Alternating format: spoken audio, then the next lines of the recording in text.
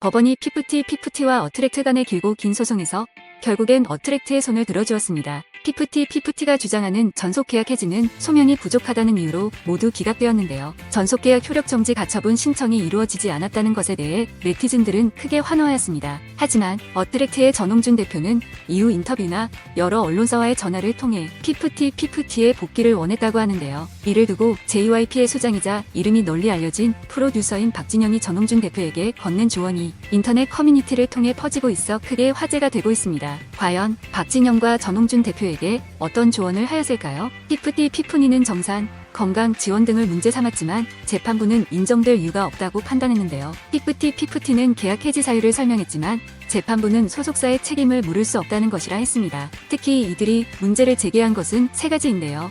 정산 의무 불이행, 건강보호 무시, 지원 부족입니다. 먼저 이들이 주장하는 정산 의무 불이행은 이렇습니다.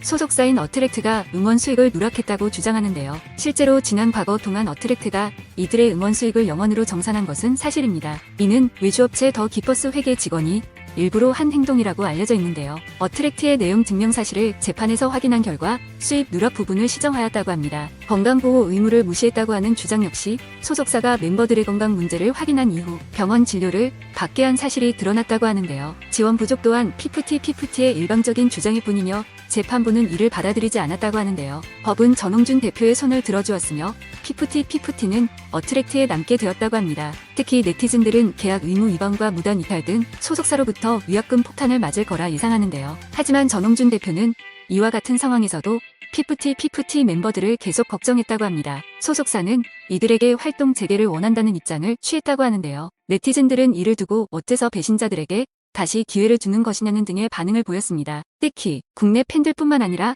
해외 팬들에게까지 해당 사태가 알려진 상황이라 앞으로의 활동 방향이 매우 불투명해진다고 보여집니다. 이 소식을 접한 JYP 엔터테인먼트의 소장인 박진영 또한 전홍준 대표의 사태를 매우 안타까워하며 다음과 같이 조언을 했다고 합니다. 아이돌, 가수들은 특히 인성이 중요합니다.